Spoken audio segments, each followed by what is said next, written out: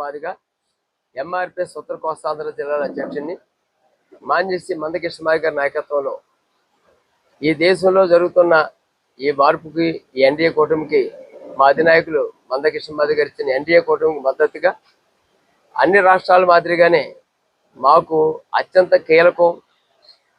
అన్ని జాతులతో పాటు ఈ ఏజెన్సీలో ఉండబడే ఒక మాదిగ జాతి, అన్ని గ్రామాలలో ఉన్న జాతి కూడా ఓటర్స్గానే ఉన్నారు.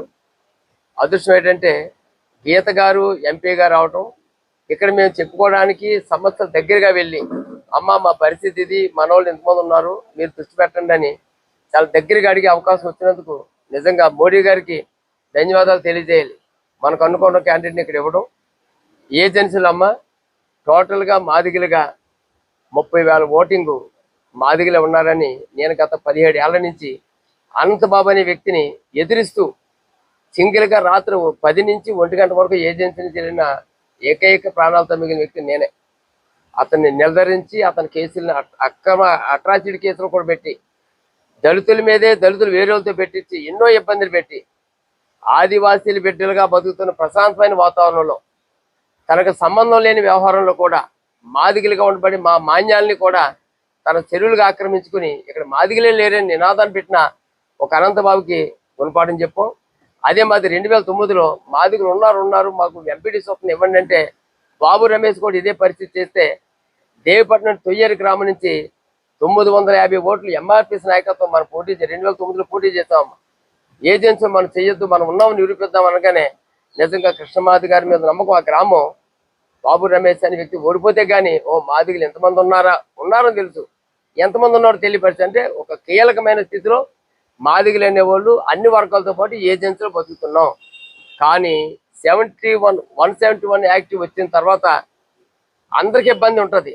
కానీ ఈ ఏజెన్సీలో 1400 సంవత్సరాల నుంచి ప్రతి కుటుంబానికి ప్రతి గ్రామంలో మాదిగనే మనిషి బతుకుతూనే ఉన్నాడు. కేవలం ఓటర్స్గానే ఉన్నారు. మీలాంటి ఎంపీలు వచ్చినప్పుడు వీళ్ళు సంక్షేమ పథకాలకు దూరంగా పెట్టడం, ఏదైనా అవకాశం వచ్చో మీకు లేదంటాం. 171లో లేదు, కానీ ఓటర్స్గా వాడుకునే వ్యక్తులకు సంక్షేమ ఫలాలు అందించాలి. మరి ముఖ్యంగా హౌసింగ్ స్థలాలు మనం కొనుక్కుంటూ వచ్చే కాదమ్మా, ఉన్న స్థలాల్లోనే గతంలో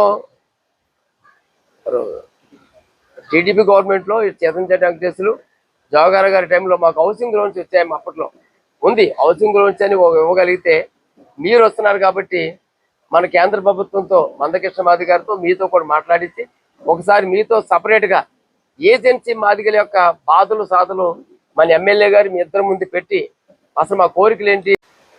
ఈరోజు ఈ సమావేశంలో పాల్గొన్న ప్రతి ఒక్కరికి కూడా 100% ఈరోజు క్లారిటీ వచ్చింది, కూటమి ప్రభుత్వం వస్తుందని. అలాగే ఈరోజు మాతో పాటు మేము యాజ్ ఇట్ ఈజ్ మందకృష్ణమాది గారు ప్రధానమంత్రి గారి మీటింగ్లో సంఘీభావం తెలపడం జరిగింది తెలంగాణ ఎలక్షన్స్ టైంలో. అలాగే మేము మీతో పాటు సాగుతామని చెప్పి ఆయన ఒక స్టేట్మెంట్ కూడా ఇవ్వడం జరిగింది అప్పుడు. అలాగే ఈరోజు మన రాష్ట్ర ఎంఆర్పిఎస్ నాయకులు సుబ్బారావు గారు అలాగే చంద్రబాబు గారు కూడా ఇక్కడ మాతో పాటు మేము సైతం అని చెప్పి మా ఈ ఆత్మీయ సమావేశంలో పాల్గొన్నారు. అండ్ మా వంతు మేము 100% కూటమి గెలుపుకి కృషి చేస్తామని మాట ఇవ్వడం జరిగింది. ఈరోజు మనం చూస్తే మొత్తం అరకు పార్లమెంట్ నియోజకవర్గంలో చాలా సానుకూల పవనాలు వీస్తున్న సందర్భం మనం చూస్తున్నాము. అలాగే ఇప్పుడు రంపచోడవరంలో చూస్తే చాలా ప్రజా వ్యతిరేక ప్రభుత్వాన్ని ప్రజలు ఎండగడుతున్నారు. ప్రజలు ఏజెన్సీ వార్తా విశేషాలను వీక్షించేందుకు VNT విశాఖ మన్యం టీవీ ఛానల్ ని సబ్స్క్రైబ్ చేసుకోండి. అలాగే మీ ఫ్రెండ్స్ మరియు మీ కుటుంబ సభ్యులకు షేర్ చేయండి. మా అప్డేట్స్ ఎప్పటికప్పుడు మీ మొబైల్ నోటిఫికేషన్ రూపంలో పొందాలంటే